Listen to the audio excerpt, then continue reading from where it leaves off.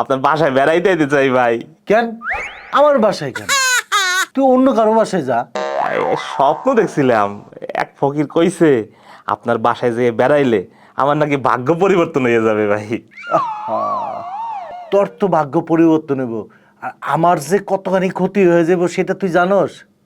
আমি তো দেশেই নাই রে, আমি তো ইন্ডিয়া গেছি। দেশে নাই, ইন্ডিয়া গেছেন? কোন কি ভাই, আমি জানি আপনার পাসপোর্ট নাই, আপনি ইন্ডিয়া কেমনে যাবেন? আর ইন্ডিয়া তো এখন ভিসাই দেয় না। ধরা খেয়ে গেলাম।